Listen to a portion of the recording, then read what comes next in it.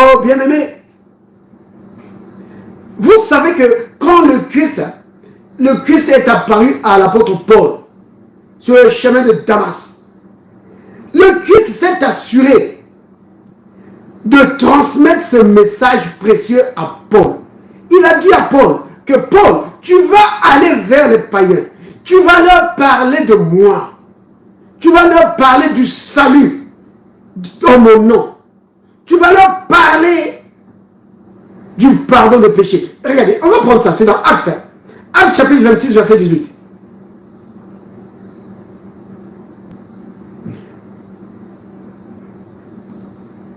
C'est curieux ce que le Seigneur fait. Parce que je n'avais pas prévu parler de ça. Mais bon. Béni soit le nom du Seigneur. Regardez. Je vais commencer peut-être au verset 17. Tu peux lire? Oui, tu peux lire.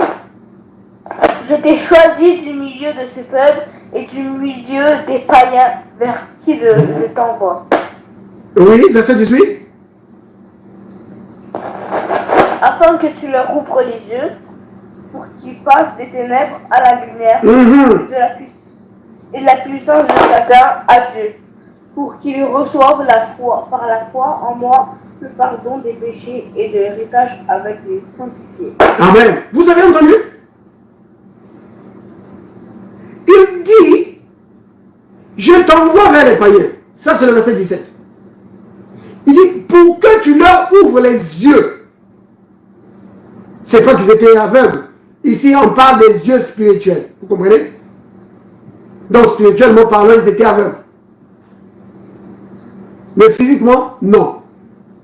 Alors, afin que tu leur ouvres les yeux, pour qu'ils passent des ténèbres à la lumière. Vous entendez ça?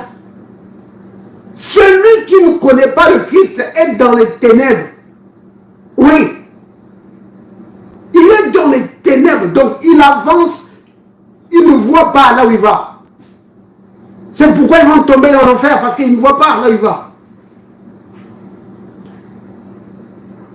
Pour qu'il passe des ténèbres à la lumière et de la puissance de Satan à Dieu. Vous avez vu ça?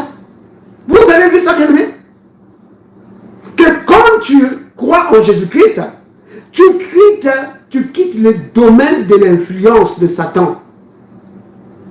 Tu entres maintenant dans le royaume de Dieu. Oh, ça me fait penser à Colossiens 1, verset 13. Que Dieu nous a délivrés de la puissance des ténèbres. Mais ce n'est pas tout. Il nous a transportés. Il nous a catapultés dans le royaume du Fils de son amour. Vous voyez? Donc, tu quittes les ténèbres. Les ténèbres, c'est le royaume de Satan. Vous comprenez? Ça ne peut plus régner sur toi. Non. Les féticheurs, les magiciens, les rosicruciens, les francs-maçons, et les menuisiers, ou je ne sais pas quoi, ils ne peuvent plus régner sur toi. Non. Toutes leurs choses là qu'ils font, ça, ils ne peuvent pas régner sur toi. Parce que le Christ t'a sorti de là. Alors tu passes des ténèbres à la lumière et de la puissance de Satan à Dieu. Mais bien aimé, vous avez remarqué, on dit de la puissance de Satan à Dieu. En réalité, ça devait être, tu passes de la puissance de Satan à la puissance de Dieu. Vous comprenez? Tu passes à la puissance de Dieu. Ça veut dire quoi? Ça veut dire que quand tu entres dans le royaume de Dieu, tu es sous la puissance de Dieu et tu vis par la puissance de Dieu. La puissance de Dieu se manifeste au travers de toi. Tu deviens un canal de la puissance de Dieu. Tu deviens un vecteur de la puissance de Dieu. Vous comprenez le mot vecteur, ça veut dire? C'est porteur, tu vois? Tu deviens un porteur de la puissance de Dieu. Oh frère, c'est vrai? Mais oui. La puissance de Dieu, vous pensez que c'est quoi? C'est le Saint-Esprit. La puissance de Dieu, c'est le Saint-Esprit. Le Saint-Esprit, il est tout. Oui, il est tout. Il amène la présence de Dieu, il amène la puissance de Dieu. Ah oui. Donc tu deviens porteur de la puissance de Dieu. Alors, maintenant regardez, de la puissance de Satan à la puissance de Dieu, pour qu'il reçoive par la foi en moi, quoi? Le pardon des péchés. Nombreux se sont arrêtés là, ils ont dit, ouais, on a reçu le pardon des péchés. Non, c'est pas fini. Le pardon des péchés. Si tu peux dire, oh, attends, c'est pas fini. Et l'héritage avec les sanctifiés. Oui, il y a un héritage pour nous. Oui. Il y a un héritage pour nous, les enfants de Dieu. Maintenant, si tu dis, ah, mais cet héritage-là, frère, c'est quoi? L'héritage-là, c'est quoi? C'est la vie éternelle. L'héritage-là, c'est quoi? C'est l'autorité en Christ. Oui. Donc, comme on a dit tout à l'heure dans Éphésiens, béni, béni, béni, béni. Tu es béni comme pas possible. Béni de toutes sortes de bénédictions. Vous voyez, bien aimé? Béni. Oh oui. Oh, béni soit le nom du Seigneur. Maintenant, si tu dis, mais frère, moi, je ne vois pas ça. Ah oui? Tu ne vois pas ça? Ça ne va pas venir, ça ne va pas se manifester dans ta vie en disant que tu ne vois pas ça. Vous comprenez? Le serviteur d'Élisée, quand Élisée a dit que ceux qui sont avec nous sont en plus grand nombre que ceux qui sont avec eux. Mais il était là, il se demandait mais de quoi Élisée parlait. Il disait mais écoute, on est juste là, toi et moi. Alors là, le serviteur de Dieu a dit, Éternel, ouvre-lui les yeux. Ouvre-lui les yeux pour qu'il voie que au-delà de ce monde que nous voyons, il y a un monde qui est réel, qui est éternel. Oui. Et quand ses yeux ont été ouverts, il a vu que les montagnes s'étaient remplies de chars de feu. Vous comprenez, bien aimé? Donc, les bénédictions que Dieu nous a données sont dans le domaine de l'esprit. C'est pourquoi dans Éphésiens 1:3, il est dit, il nous a bénis de toutes sortes de bénédictions spirituelles dans les lieux célestes en Christ. Vous voyez? Oui. Maintenant, il nous a équipés. Oui. Pour prendre part à cet héritage. Ça, c'est dans Colossiens, Colossiens 1, verset 12. Dans Colossiens 1, verset 12, l'apôtre Paul dit,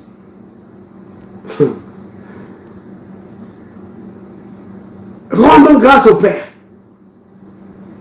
qui nous a rendus capables d'avoir part à l'héritage des saints dans la lumière. Donc Colossiens 1, 12. Il dit, rendez grâce au Père qui nous a rendus capables. Il nous a rendus capables. Donc, bien aimé, Dieu nous a équipés pour prendre part à l'héritage des saints dans la lumière. Donc, l'héritage dont Jésus-Christ a parlé à Paul. Il dit, Paul, ne leur parle pas seulement du pardon des péchés. Parle-leur de l'héritage qu'ils reçoivent aussi. Que avec le pardon des péchés vient un héritage glorieux. Oui. Et ne dis pas que non, comment je vais faire? Comment je vais faire? Non. Dieu t'a donné les capacités pour prendre part à cet héritage. C'est quoi prendre part?